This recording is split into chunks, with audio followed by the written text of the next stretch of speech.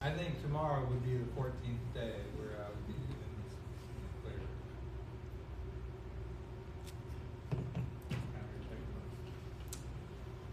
Cool. But I know that, you know, a lot of people are getting sick and, you know, just ramping back up again. That is true. Anyway, glad to be here. If you all want me to leave, I'll go ahead and leave. Well, No, you're good. I'm around Hey. them all the time. Hey. Yeah. We're Taking 6 steps. feet away. we're 6 feet. Especially if you lean like that, you know. But, alright. So we're going to talk about Revelation 1, 9 through 20. And it's a good thing that we talked so long because it's not that long of a section. So, Okay. and then the next time we're here, like I said, we'll talk through chapters 2 through 3 and hopefully crunch through both of them. But You might want to explain to him about next Wednesday about what we're going to be doing because he hasn't been here for 2 weeks, so I don't know. James, have you seen anything about winning Wednesdays? Winning Wednesdays? Nope, apparently not. So, we're doing a new thing where every third Wednesday we're not having a regular meeting, but it's a do whatever you want kind of time where you're able to, same thing that we did last month, right? Where I canceled Bible studies so that we could do whatever you wanted to do. It's But- like Penny and Kendra are going to go maybe visit some of the shut-ins and things like that. Joe and I went out to the park and we had a kind of like discuss some scripture and things like that. So, or you can just, like I said, just stay at home too. Yeah, relax. Yeah. Some people need family time Yeah. because they don't spend enough time at home. Some people need time with friends that they haven't seen in a long time. Some people need to make phone calls, right? So just gives you an opportunity to do some of the things that you feel like you're missing out on. Call somebody up, go have coffee with them. Right. That's still the point is called Winning Wednesday. So hopefully people are winning people to Christ on that day, right? Instead of being here and learning, which this is super important, and fellowship here. Hopefully you're out fellowshipping, rubbing shoulders with some people that you wouldn't get to otherwise. So that's the hope. But next week we're hoping to do our chili. Yep. We're hoping to do a chili cook-off. So everybody brings in chili. We'll taste test. Whoever is the best one, we'll take it downtown and represent our church. So if you got a chili that Rabbit, you want to try, rabbit bring chili. it next Wednesday, and everybody will try it. And if yours gets voted, you have to go uptown. So, but let's get started, or else we're not going to get anything done. So, would someone like to read for me? Let's just read the whole thing. Someone will read the whole thing for me. All right. Okay. From 9 to 20, right? Yep. I, John, your brother and fellow partaker in the tribulation and kingdom and perseverance which are in Jesus, was on the island called Patmos because of the word of God and a testimony of Jesus. I was in the Spirit on the Lord's day, and I heard behind me a loud voice, like the sound of a trumpet, saying, "Write in a book what you see, and send it to the 7 churches, to Ephesus, and to Smyrna, and to Pergamum, and to Thyatira, and to Sardis, and to Philadelphia, and to Laodicea." Then I turned to see the voice that was speaking with me, and having turned, I saw 7 golden lampstands. And in the middle of the lampstands, I saw one like a son of man, clothed in a robe reaching to his feet, and girded across his chest with a golden sash. His head and his hair were white, like white wool, like snow, and his eyes were like the flame of a fire. His feet were like varnished bronze, when it had been made to glow in a furnace, and his voice was like the sound of many waters. In his right hand he held 7 stars, and out of his mouth came a sharp 2-edged sword, and his face was like the sun shining in its strength. When I saw him, I fell at his feet like a dead man, and he placed his right hand on me, saying, Do not be afraid. I am the first and the last, and the living one. And I was dead, and behold, I am alive forevermore. And I have the keys of death and of Hades. Therefore write the things which you have seen, and the things which are, and the things which will take place after these things. As for the mystery of the 7 stars which you saw in my right hand, and the 7, where did it go to? And the 7 golden lampstands. The 7 stars are the angels of the 7 churches, and the 7 lampstands are the 7 churches. Very good. Thank you. I'm not used to reading all this. Jump from one side to the other. So let's break that down. What do you see in there? What do you get to draw out?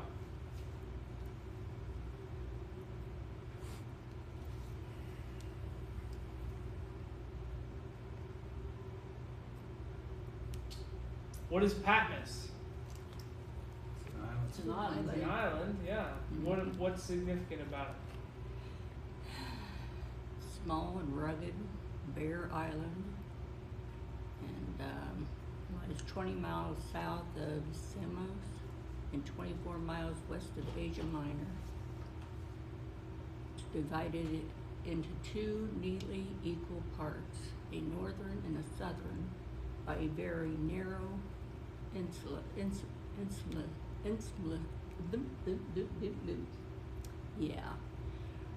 where on the east side are the harbor and the town, because of the desolate, and barren nature. Pathos was used by the Romans as a place to vanquish criminals who were forced to work hard labor in the mines and quarries of the island, because Christians were regarded as criminals by the Roman Empire. And that was in 81 to 96. The Apostle John was vanquished there in AD 95 and probably suffered from harsh treatment.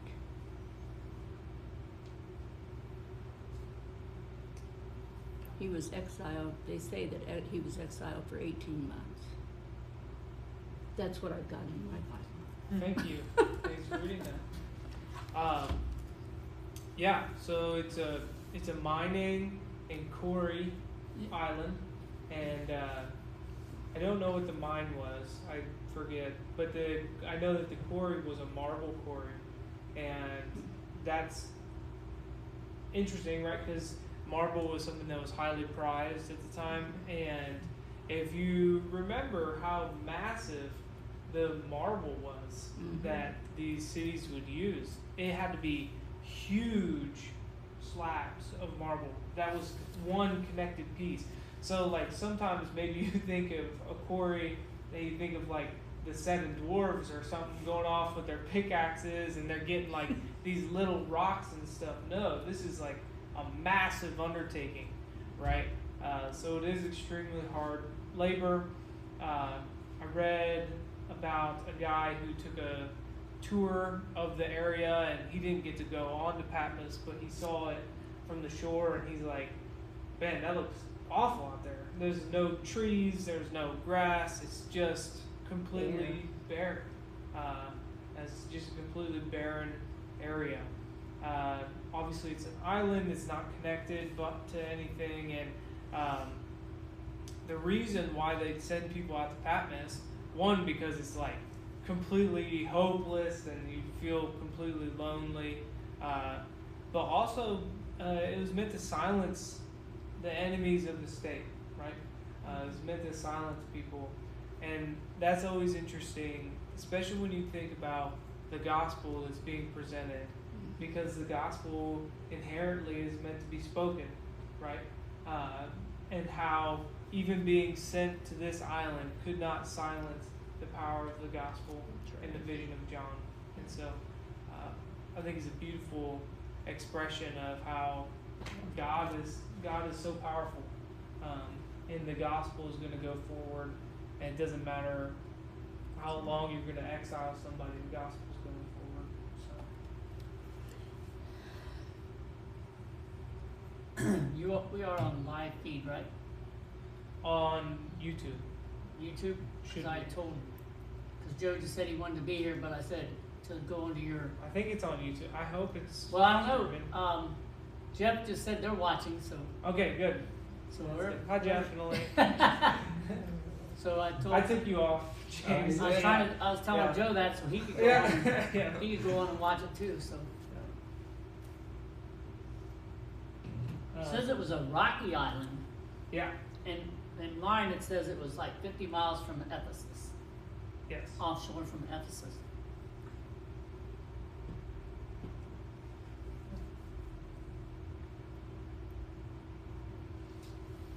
What's next? Work through it with me. John said he heard a voice. Heard a voice. That's right. Probably because he's dehydrated and crazy, right? No. What did the voice sound like? The most important instrument that there is Rushing in the band, winds. the trumpet. Yeah. That seemed a little bit biased. I don't What know was if that's that? biblical. Say that again. Okay, I played that. Neons ago. I'm not playing now. He was in the spirit on the Lord's day, Which, like the sound of a trumpet. yeah, which means maybe sometimes we're not in the spirit. I mean, he Yeah. made it a point to mention that he was in the spirit. Yeah, and that is a good distinction, because we also should break down the word usage there. He was not filled with the Spirit, like you see something with David or something like that, where the Spirit just rushes upon him. Yeah. He's existing inside the Spirit, right? Which means that's a state of being that we also can take part in, right? It's not something that's supernatural that just rushes upon you. It's an active state of being that he's in. Yeah, that's a really important point. It was like in the Old Testament, like you were saying, it said like Jonathan, the Spirit came upon him. Yeah. But here he was in the Spirit. Yeah, that's right. Walking in line. And what kind of trumpet did you play? A retired one.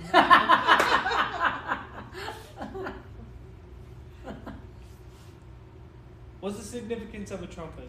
What does a trumpet do? Usually it's the sound of war. Or the beginning Absolutely. of war. Yeah, yeah.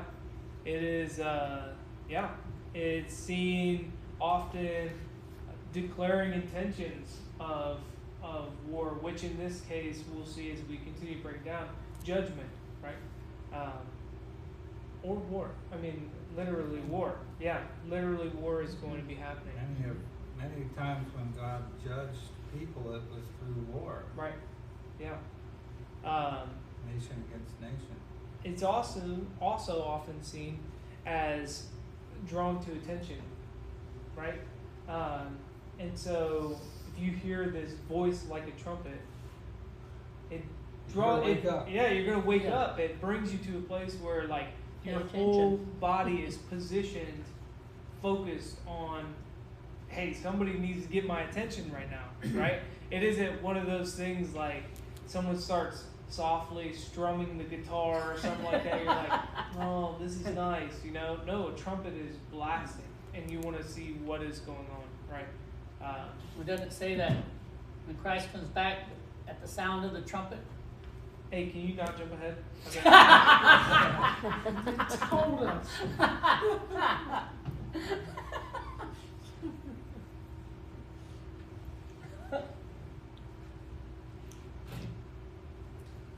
That's a few chapters down the way, though. Come on. This might even be another book. That's, I think that's in another I'm book. thinking this is Matthew. We're in Revelation. Come on.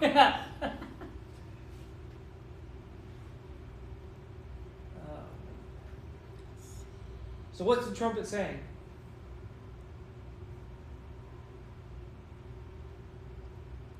See, right in the book, what you see. That's right. Now, if you saw a vision, what would you do? Would you write a book? Never seen a vision, so I don't know. Or would I tremble? If I was told to. Wow, if you were told to, that's right. But if you think about most visions, even ones that are recorded, although they're written down, that's how we know about them. You don't see this declaration of writing them down. Most of the time, they're just told, right? And even at this time, things are still mainly an oral tradition, right? So you typically would just keep the vision to yourself and tell it to the party who needs to receive that vision. But this is to be of a broader scope, right? Than just somebody. It's not like Daniel getting a vision needing to tell Nebuchadnezzar or whatever. This is a broader scope that's going on here, because these churches are of 7 in number, and he could have gone and told each of those 7 churches, but maybe, just maybe, the 7 is supposed to represent something greater. And this is an introduction to the fact that numbers in Revelation mean more than just 7 or 12 or 144,000, right? Numbers mean a whole lot more. And so this is the first example of that. When he talks about the 7 churches, what we should understand is that the number 7 in the thought of Christians and of Jews of the time, it didn't just mean 7 all the time. It meant completeness or wholeness. And so when he's writing to the 7 churches, he is writing to the 7 churches and the needs that they specifically have, right?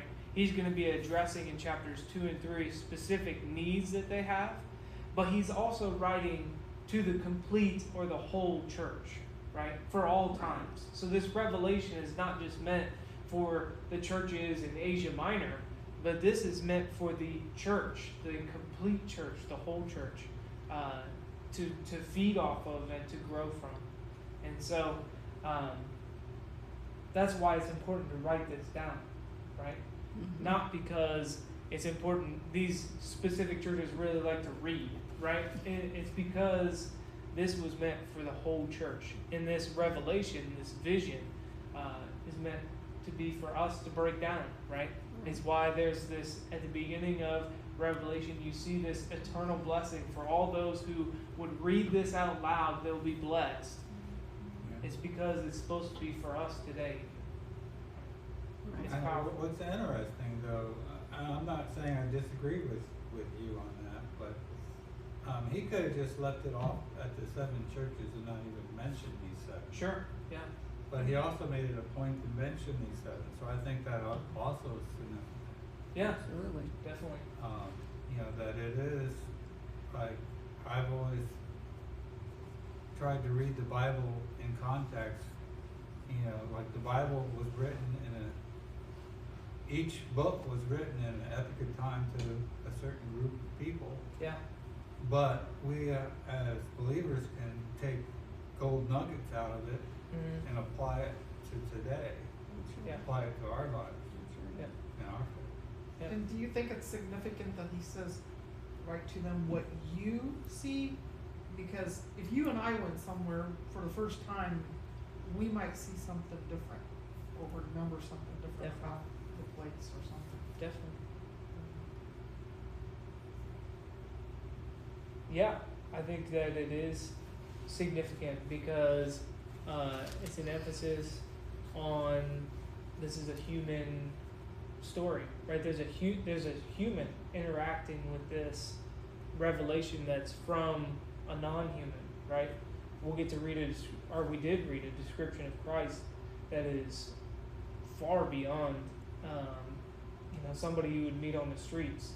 And so, John is describing this as someone who is writing words on things that he can barely comprehend. And the things that need special help deciphering, there's angels and Jesus to provide some context in there, right? So we get a little bit of help, but ultimately John's writing stuff that are just mind blowing and jarring, and so it's a very human experience that we're going to get to read in Revelation as well. Also, when we go to heaven, we won't be so shocked at what we do see.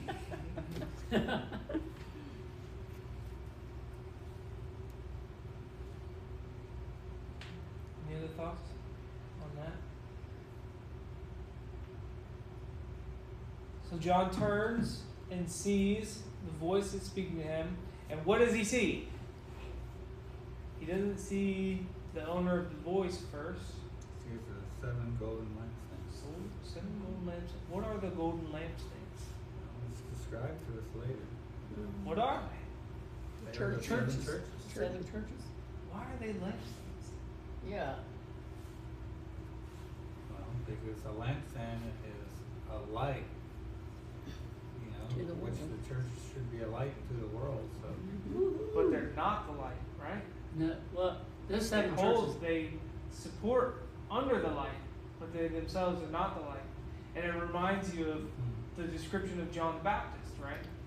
He came to testify to the light, but he himself was not the light, Right. right? And that's what's super significant about the lampstands, right? Is that we have a purpose in this, but it's to showcase the light, Right. so that we're not the light, but instead we just showcase it. Which I know you were right on. I'm just picking. no, you're right. Yeah, I'm just picking. misspoke. You're just going a little deeper. I'm just picking. No, you're good. No, that was right. Yeah. Which is true. Anybody can come into a church and sit there and still be in darkness. A lot of people do But that. if they open their ears and their eyes and listen to what's being said, they will see the light. They will hear the light. What's important is not anything that we say tonight, but instead, did we best present Exactly. the gospel? Did we best allow Christ to be shown? Yeah. Right. And that's something to remember as we go into reading about these churches, right? Are they being good lampstands? Right? I think that's a good thing to remember. So he keeps turning, right? You get this vision. He's looking forward. He hears this trumpet behind him. He turns. He sees 7 lampstands. He's like, that's strange. I was just standing on Patmos, right? And then he turns further. What does he see? One like the Son of Man. That's right. What is that? What is that a reference to? Jesus. Jesus. Jesus. That's Yeah. right. That's right. But Son of Man comes from somewhere. Where have we heard that reference before? Dig deep in your memory bank. Son of Man. Gospels? Okay. Oh, yeah, you definitely heard it in the Gospels. You heard Jesus call himself Yeah, the Son of Man often, but even further back. Yeah. And I Isaiah. know Daniel. Daniel. Daniel 7. So turn there with me. Yes. Daniel 7. Woo-hoo. turn to Daniel, Jeff.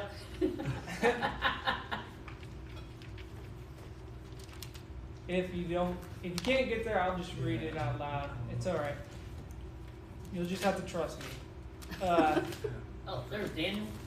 All right, Daniel 7, verses 13 and 14 are the only ones I'm going to read, but this is a whole section of just interesting things. So Daniel's a very interesting book. I'm not going to spend too much time on it, but Daniel 7, 13, 14 says, I saw in the night visions, and behold, with the clouds of heaven, there came one like a son of man. And he came to the Ancient of Days, which is Ancient of Days is interesting because all throughout chapter 1, what have you been reading? About this Alpha and Omega, who's the beginning of end. He's timeless, right? You're getting this picture of history here, right? And now you have in Daniel being this Son of Man being called the Ancient of Days, and was presented before him. And to him was given dominion and glory and a kingdom, that all peoples, nations, and languages should serve him. His dominion is an everlasting dominion which shall not pass away, and his kingdom one that shall not be destroyed. And so you have this whole history, and then not only just this history in Daniel, but of course the Gospels, right? Where you see Jesus call himself the Son of Man, and then he walks out there and he does not manly things, right? Not that he's not that kind of manly, but like he was doing miracles, right? He was healing people. He was walking on water, and then he's like, I'm the Son of Man. He's like, no, you're not. like, no way. But so it's a double entendre, right? Because he looks and he sees one who is the Son of Man because he has a figure that's somewhat resembling a man, right? Mm-hmm. So that's why he calls him a Son of Man, because clearly this person is a person, right? He's not some like metaphysical, energy field type thing. No, he resembles a person. So he's the Son of Man, but he also has this theology behind that statement, in that yes, he's the Son of Man, but he is the Son of Man that was spoken of by Jesus. This is Jesus, and this is the Son of Man that Daniel was talking about, right? And so you have this whole coming into this one sentence, right? One like the Son of Man, clothed with a long robe and a golden sash around his chest. Now, what is that talking about? Why are we talking about clothing now? I thought clothing wasn't that important. Come on. It's almost like a priest's robe and stuff. Stop right? reading your study Bible. You cheater. No, I'm just kidding. Good for you, Kenny. Mine says the same thing. Well, I didn't go down there. I just looked at that robe and was like, that's kind of like a priest. That's robe. right. That's right. Yep. It is, especially the thing around the chest. So he has a robe, which typically is either of priestly nature or of royalty, which in this case is probably speaking of both. Mm-hmm. And then the thing around his chest, that would often represent somebody who's in the priestly line, right? But it's clearly somebody who is like royalty, who the long clothes, whenever you read long clothes in Scripture in general, the reason they include the length of the robe that's being worn is to show, even in culture, this wasn't just a literary thing. In culture, if you had a longer robe, especially one that like was down to your feet or covered your feet, it's to literally to show that you have power and no need to work, right? Because you have other people working for you, because you have authority and you have power, and you don't need to do anything, not even lift a finger, because you have people working for you. And so you have this Son of Man who's standing there with power, and he's dressed like royalty, where he doesn't need to work, and he resembles that in his clothes. He also looks like one of a priestly line, which gives him this wonderful blessed look of being close to God. What else? What else happens in his description? What's up with his hair? White. White. Why is it significant that it's white? When I picture Jesus, he has this beautiful curly brown hair, black hair, right? That's supposed to represent. Ancient of Days. Oh, Ancient of Days. I would say pure. Purity, And white, absolutely. yeah. Absolutely. There's a reason why they use wool, Yep. right? Yeah. Because this is the lamb, right? Mhm. This is the lamb. Mhm. So it's white like wool. It's purity. It's Ancient of Days. It's wisdom, right? So you have this, and this is the picture that everybody bases their cartoons off of, really. But so you kind of already have an image probably of what this looks like. Hopefully, you're developing a new image with wisdom and purity. Distinguished, absolutely. His eyes were like a flame of fire. That'd be kind of wild, wouldn't it? Like, Just intense. yeah. Intensity. Why fire though? Why use fire? Shows purity and authority Yeah, over he is sin. pure. authority, Over sin. definitely. And fire does purify. Right. I mean, If you say somebody has a fire in their eyes, what is that? What is that energy, right? It's almost aggression, right? Right. And it's Against impurity. against impurity. That's right. Right. It is about judgment, Right. right? It's about judgment. I had that with Brandy today. we'll cut that out. don't be watching, Brady. I forgot, she does watch. Yeah, not this one. Yeah, Not you this have to go to No YouTube. one knows that we're on. So. Okay. Uh, I'll watch my mouth. Hmm. so why? Okay, I skipped a point I wanted to make.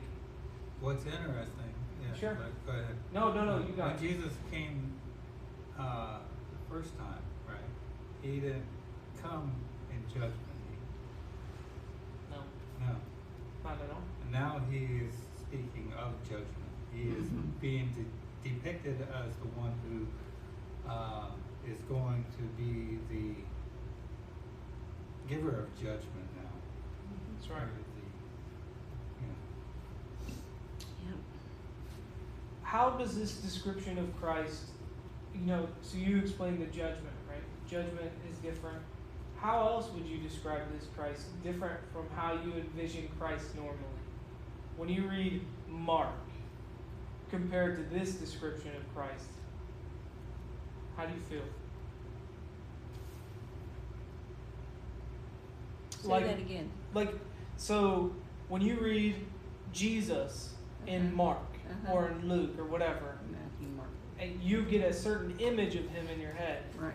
Now you're given this image of Christ. I would say they're different. Yes. So describe to me, in what ways do you see it different? James already described the judgment, right? Which Jesus talks about judgment, but certainly not like talks this, about, yeah. right? Like the only time maybe you saw this was in the temple, right? When he's flipping tables Right. and stuff like that. Right. But like, this is kind of So I think, Jesus was very gentle, very Yeah, that's what I was loving gonna and say, loving kind. and knowing. yeah. But when you read the Gospels, you also see a part of Jesus that is firm, because he will not tolerate people not listening. Because he tells the disciples, if you go into some place and they do not listen to you, brush the dirt off your feet, and that will be a judgment on them. So he is gentle, he is loving, he is teaching us how to be patient and kind with other people, because not only these sinners, we are also sinners. But he is also being very firm back then, but not like he is here in Revelations. It's two different types of firmness. He wants us to be wise and firm too. yeah. I think back in Mark, you see him as a man too. I mean, you know he's God, but you see him as a man. You see this here, and he's God. Yeah. You know, he's got a lot of authority right here. Right. Yeah. You know, he's got different purpose here. yes. Yeah, Right. different purpose Yeah. for sure. And we'll see Christ look way different. And you get different descriptions of him all throughout Revelation. And it's like even within the book, it's like, wow, Christ takes on way different forms. But yeah, when like, especially going through college, it gets beat through your head. And maybe it's because college is somewhat of a liberal arts kind of place, and so they're trying to make everything kind of racially whatsoever. But it just seems to get beat in your head that this guy is a Middle Eastern man, so he looks like Middle Eastern men. Isaiah 53:2 says that Christ is nothing special. There's nothing about him that would draw us to him. He's just a normal looking person. So he's got the curly black hair, and he doesn't always have the best trim neckline, and he's just a normal looking guy who's probably at the time, the average height there is like 5'2", so he's like a shorter fella, and like there's Still nothing taller than me. there's nothing special about him that would draw us to him. And if we knew that if we always saw Christ like this, maybe we also wouldn't be drawn to him, right? We'd be like, ah, that's scary, you know, like that's intimidating. But I think sometimes when we get caught up reading the Gospels for devotionals or just pastors preaching through the Gospels again, so let's just read through it. Sometimes we forget who we're talking about, right? We forget the intensity of who Christ really is. And I think you bring up a good point where maybe this Christ is in the Gospels, we just leave him out. We choose not to pay attention. Because if I remember right, Christ does flip tables, and if I remember right, he does call the Pharisees vipers, and if I remember right, he stands up for the poor and the needy against the more powerful. He is somebody who's firm, who's strong, who does have fire, and he does speak with a two-edged sword. He is this person. We just often leave him out. I think the difference is he did speak of judgment then, but he did not act in judgment then. This Correct. is an act of him Right. actually following through Correct. with his judgment. Right. And What he then- was doing before was teaching us not to judge and not to be harsh, but to be firm in his word. If it objected to his word, whatever you were doing, you're to tell that person. Okay? You're supposed to stay away from that person, whatever it takes to stay with Jesus. There is a difference between the Gospels and Revelation, and the difference is the fulfillment of the cross and the empty tomb, right? Because pre-cross, pre-empty tomb, Jesus is drawing us into a place. He doesn't even let the people after he heals them talk about the healing and stuff like that, because it wasn't about the healing, it was about the message that's being brought forth through the cross and the empty tomb. But now that has come into fruition. And so we are without excuse, right? Right. The tomb surely is empty. And that's what we get here where he says, I have the keys of death and of Hades, because it's not, you could read that and just, picture, the Disney Hercules or whatever, and Hercules comes in and beats up Hades and takes out his bride or whatever. And that's at least what I always think of when I read that verse. But then you have to check yourself and say, no, that's not what's going on. What Christ did is he died a human death, and he had victory over death, right? And so he does control eternity. He does have all rights over death, because he has provided the way over death. Yes. And I He's just, showing when he did that, he showed his godship, is what he did. and so because of him providing that way, and his gospel message to be shared through us, right, to the rest of the world, we're without excuse. And so he has every right to, he had every right before to enact judgment, right? But even more so now, right? He's like, I've given you the greatest chance to be with me. And so judgment's coming. Well, God always seems to have a tipping point, right? Yeah. His cup is big, and it takes a lot to fill up, but it can overflow. And when it starts overflowing is when you see the wrath. I mean, if you sin and sin and sin and reject Christ all your life, eventually Christ is gonna, cut off the point where, you're beyond being saved. When you die. When you die, you're beyond any redemption, at least as far as my understanding goes. Right. If you die and Yeah. haven't accepted Christ as your Lord and Savior. Right. That would be the unpardonable sin. Right. But Is then dying Only God knows that point. Only God knows if that person is truly saved or not, by knowing their heart and mind. And we don't know that, but He does.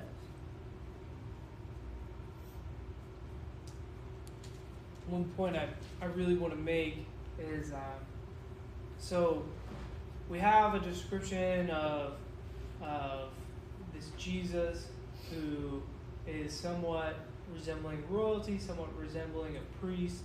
You have the idea of the lampstands. Golden lampstands are also spoken of in Exodus 25 with the tabernacle, right? Mm-hmm. The description of the tabernacle, which tabernacle is extremely important in our theology, and so are these lampstands. And the reason why we can understand Jesus as priest in this message is what he's going to be doing is going to the lampstands, and on the lampstands is of course a wick, right? So an oil, so that the light can shine, right? So that the light can shine. And what the priest's duty was to go to each of those lampstands and to trim the wick and to fill it with oil. And so what we see in the next 2 chapters is Jesus the priest going to the churches, the lampstands, and trimming the wick and filling it with oil. How amazing is that? I think that's a beautiful picture even for us today, that Jesus the high priest comes to our churches and he trims us where we need trimmed, Yep. and fills us up when we need filled up. And he's doing it in his own way. And I hope that we each get encouraged by chapters 2 and 3, because although it's not us in there, It's us. it's us, right? Yes. It's Yeah. us. Yeah. So I hope that's an encouragement. But the brass feet. I want to get to the brass feet. The brass feet is extremely interesting. Does anyone else have the bronze feet? Yeah. Burnish. Varnish. Varnish. Burnish. I don't Yeah, know. varnish. But the idea is that this metal is the strongest known metal at the time. So you're talking about symbolically permanence, right? Firmness, but also this burnished word is to be refined, right? And what's amazing, the reason it's his feet is because his feet it's representative of him walking among us in this broken world, right? And he walked in this broken world and was tempted just as we are tempted, and came out refined. If that's even such a thing for Christ to be refined, but it's to show his purity, right? Mm-hmm. It's to show his purity, that he did not fall to temptation whatsoever, but he did walk among us, right? I think that's a beautiful symbolic message as well. And it also, if you remember, the altar of sacrifice was also made of this metal, right? And so it's an allusion to Jesus being the sacrifice for us as well. I said the 7 stars, 7 churches. You have the double-edged sword. Double-edged sword was not necessarily meant for precision, right? There's actually a different Greek word for that type of sword, for precise cutting, but instead this sword is meant for destruction, right? So that's kind of important for us to know as well as we go into this, that Jesus is not necessarily talking about, when he's talking about judgment that's to come, he's not talking about just trimming the fat. He's coming to bring about destruction to those who are impure, right? He is destroying the evil in this world. You see his face was like the sun shining at full strength. And that's where you see him. When I saw him, I fell at his feet as though dead, right? And so you kind of get this picture of John. He's spanning, gets the lampstands, he starts to see the stars, he sees all this other stuff until he gets to the face. And then he's like, I'm dead. Like, all right, that's it. This is not good, right? And so he falls on his face. But the reason that's so significant, and I love Charles Spurgeon, he puts it this way, it's that when the sun is fully shining, we're no longer able to see anything, not even the stars, only the sun, right? And I think, that's obviously true. When the sun comes up, we know that there's still stars out in the galaxy, but the only thing during the daytime that we see is the sun. And I think that's the same thing that John experiences. He's like seeing all these cool things in his vision until he gets to the face, which is like the sun shining at full brightness. And he's just like, oh, crap. It was a nice vision until now, right? Yeah. And one point that I think is an interesting point, we're just running out of time, so I'm just kind of cruising through. Maybe we'll talk about this a little bit next week, so I'll bring it up again. But how great would it be if we allowed the face of Christ to shine more than our leaders, right? Because what the stars represent are the angels, but the word for angels there is messengers, right? So it could be angels, absolutely could be angels. It could be each church has a guardian angel, or it could be messenger, as in other places it's used, which is pastor, right? So these represent each of the pastors of the churches, or it could represent the spirit of the churches, right? Just the general, like, this is the cumulative togetherness of these churches. Whatever it means, right? Wouldn't it be so great for us to not be so focused on the stars and be focused and let the sun shine through, that we could get the fullness of Christ instead of I don't like to rag on mega churches, because I think that in some instances they do the church some good, and that it gets people actually thinking about Christ. Because I think there's lots of parts in secular society that are just so absent. Of course, Christ is never absent, but it's just hard to see him. Whereas people who listen to like bigger pastors or whatever, at least they're thinking about Christ or some image of Christ that might open the door other ways, right? Like he's a popular guy, everybody's listening to him. I mean, see what he has to say, type of thing. Yeah. At least maybe he opens the door for somebody, or maybe I'm giving him too much credit. I don't know, but they have thousands of people listening to them every week, and they become their own sort of heroes of their story. And it'd be great if we lived in a culture that didn't celebrate, even in small towns like this, that didn't celebrate the pastors more than they celebrated the mission of the church. Which I never really understood Pastor Appreciation Day. It's because we pastors never had get that growing depressed. up. I mean, I think you should be appreciated, but so should everybody else. Absolutely. But I don't think we need to pick out a certain day and make it like a holiday. That's just Yeah. I agree.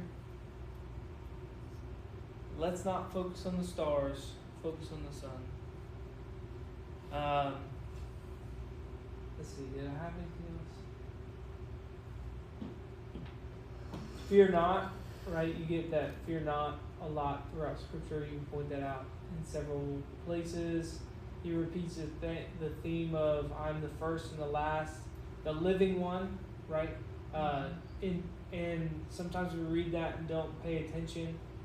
He's talking about the resurrection, because as Paul says, it's the resurrection that is the The key. important, the The key key. of our faith, right? If a resurrection didn't happen, we are to be the most pitied people on earth, because this is like, ultimately, it's the resurrection that we go back to and say, this is why I put my faith in this message, because this amazing event happened. Right. and That's which why we the get two- to be saved. That's right. Yeah. And so it's what we place our hope in. And what we talked about last week, right? Where Revelation is written to people who are absolutely persecuted, right? Terrible things are happening to the church.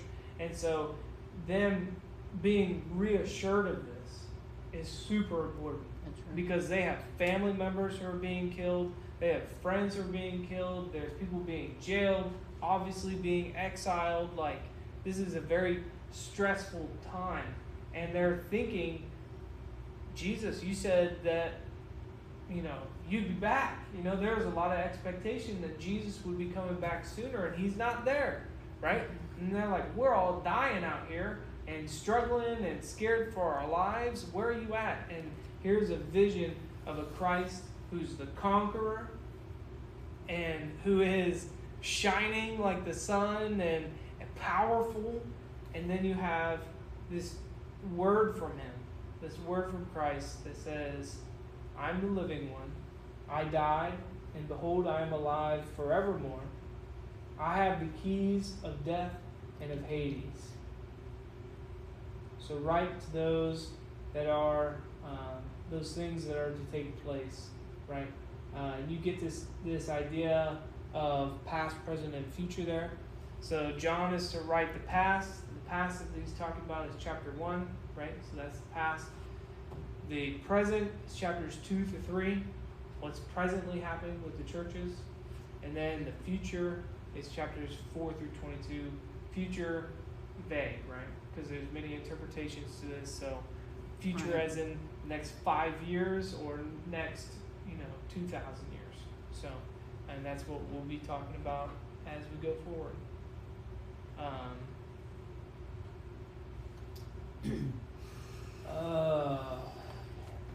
So Jeff, That's all I got. So Jeff sent a question, but I didn't hear, because I have my silence on, so I didn't see it at first. But you already answered it. He wanted to know what the 7 stars. What are the 7 stars? But Yeah, you angels already of the talked church. about them. the Greek word for the 7 stars, the Greek word is messengers. Yes. So that is however you want to take it. Messengers sometimes refers to angels. Messengers sometimes refer to church leaders, which in our present day would be pastors. In their day would be church leaders. And sometimes people just interpret it as messengers, as we are all messengers of the gospel. And so the church is collectively this messenger. So, any other thoughts or questions? Man, I held you guys way over. Sure. I take the angels as messengers. As angels? Like messengers, basically. I don't think they're the angels, like in heaven. Right? Yeah. And why would John have to write to them? Right. Because it fits in with some interpretation of Revelation that most of this is just outlandish, heavenly things, Mm-hmm. So it just keeps with this picture of everything is heavenly. But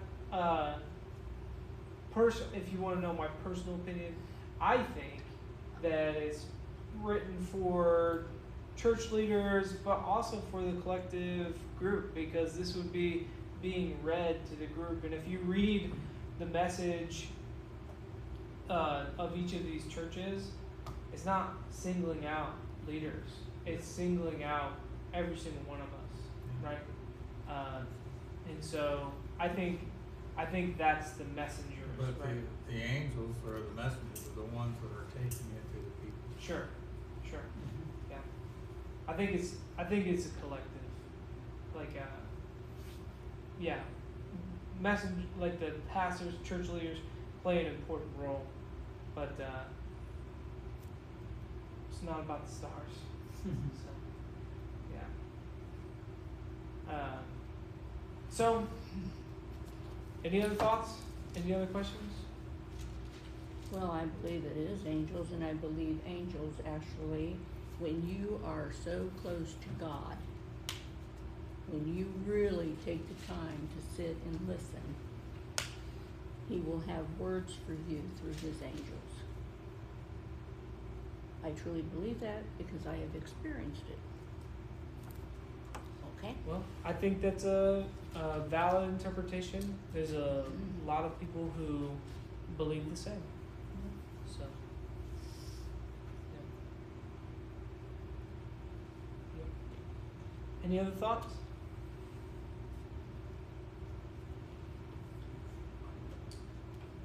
All right, we'll try and bust through 2 and 3 next week if we can. If not, or not next week, 2 weeks from now. 2 weeks.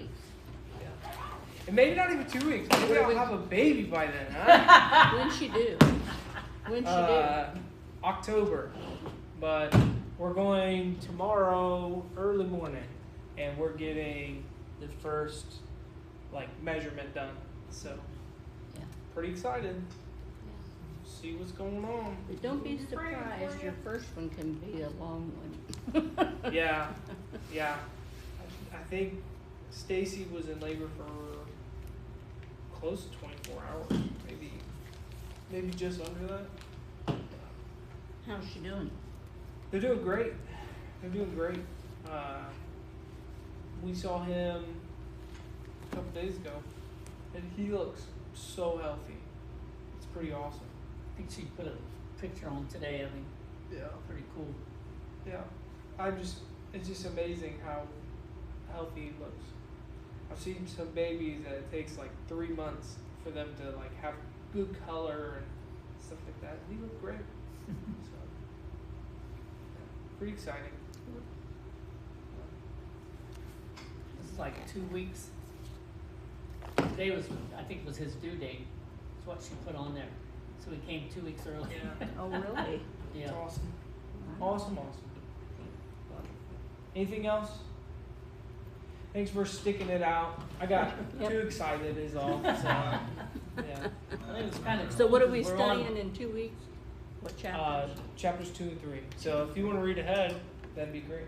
Help Say- us with conversation. I thought it was kind of cool because we got Jeff and Elaine. Joe's watching it, so Okay. everybody else got in on it that couldn't be here. So maybe we should do that, so even though we have everybody here. Just go ahead and put it online. Yeah, maybe. Let other It's people, just I want to keep it personable too. Yeah. So that if everybody doesn't mind. I mean, you know.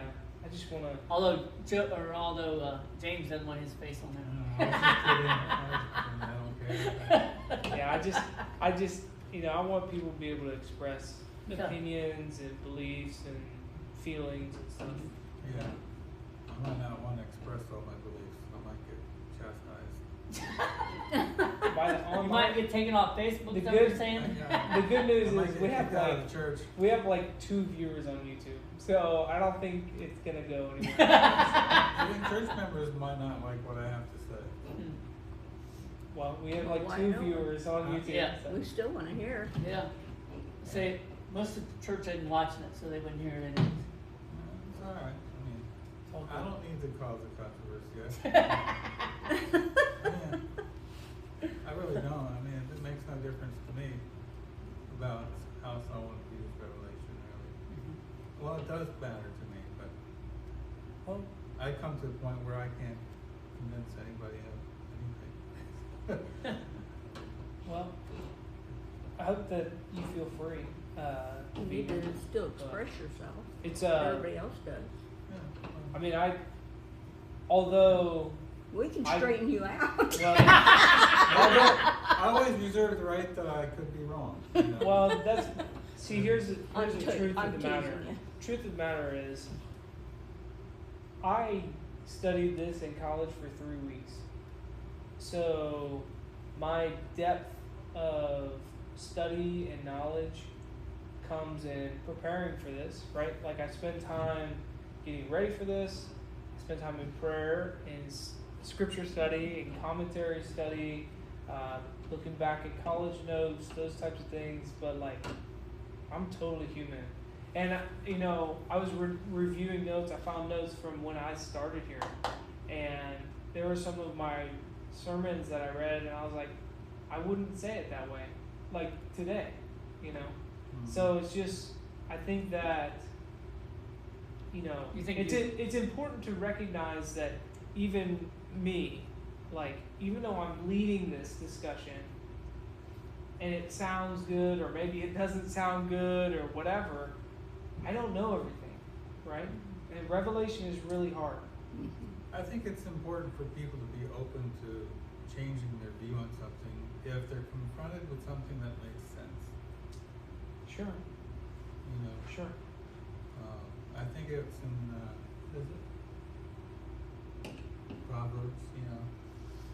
A man always thinks he knows something until somebody shows him different. So And when you were saying when you looked at some of your sermons back then, you think you've grown a little bit Yeah. from that time? Yeah. Absolutely. Do you remember when we went and got your refrigerator that time and went out to the people and they said, their pastor was like you just maybe out of college and they seen how he grew over the years. Yeah. Right. And Yeah. so That's what he's doing. Yeah. I mean, hopefully I'll grow until I'm dead. Yeah. Like, Yeah. I Yeah. I hope. don't think Yeah. you ever stop growing. Yeah, Yeah. I hope I'm always changing, and you Always learning. Yeah, you read things, or even YouTube's a beautiful source. Like, or it could be damaging, of course, but you get access to professors that I couldn't ever get access to. But they're right there, and you're able to learn a lot more than ever before. And the church, the function of the church in the 21st century, especially for my generation, needs to look different. Whereas the older generation often look to the pastor to provide information, they can go online and listen to a guy who studied Hebrew for 40 years and knows it a whole lot better than me, right? That's right. And so the function of the church is no longer listen to the pastor because the pastor knows everything. The function of the church is, can we be a unified community that brings about the glory of God and the blessing to people? Can we be a blessing to one another? Not can we provide the best information, because someone will always do it better. It's not, is the pastor a rock star? Can he provide the best sermons? Because Stephen Furtick, have you heard that dude? He rails. You know what I mean? I don't agree with everything he's saying, but he's a lot more entertaining than me. You know what I mean? If it's all about entertainment, if it's all about information, you'll find it better somewhere else. But if it's about finding true community, there's no place better than the church. That's right. And so we need to be that for each other. And that means being allowed to share ideas and not throwing stones and flipping tables and stuff. Right. And can we beat be each other up. yeah, can we be loving to, unless we want to be a UFC church, and then whatever you guys throw down. But I don't know. We'll talk to Terry. He might. right. I He's think always the talking main- about. The main thing is enjoying each other's company in Christ. Yeah. But also, each person cannot just depend on the pastor. You have to know the Bible yourself. Yeah. So you have to stay in the Word to know that what the person is speaking is what God meant. Yeah. Okay? And each person, I don't care who you are, you can take scholars that have studied the Bible for all their life, and they're still learning. Yeah. They don't know it all. And Yeah. we'll never know it all. This is a truth, okay? I know professors that they'll know more than I'll ever know. That's just true. Their brains work better than mine. I've fallen off my skateboard too many times, right? So, All do. but they've not experienced church the way that I have, right? because they have this view of church that the church is too far gone to be Christ's bride, basically. And I look at this church, I look at you all, I'm like, wow, what hope there is in the world, right? Yeah, that's right. What power Christ can have, even amidst the craziness that is our culture. Yeah. And it doesn't, all this intellectualism or knowing all the Greek of Revelation so that they can explain it better, it doesn't touch or compare to the fullness of it. And we have one another and we have Christ. And so that's what we lean into, and I hope that you take that no matter what. But this is it. So, all right, we got to get going. So if you'll bow your heads with me, I'll pray us out. Lord, I thank you so much for this group. I thank you so much for just the time that we were able to spend in your word, and what a blessing it was just to experience you, your spirit, and to experience one another. I thank you for the community in this space, and I just ask that as we move forward that we're able to grow in love with one another and grow in knowledge of you. And so I just ask that you continue to bless us in this time. Bless us as we go. Keep us safe until we meet again. I ask this all in your son's name. Amen. Amen. Thanks for being here, y'all.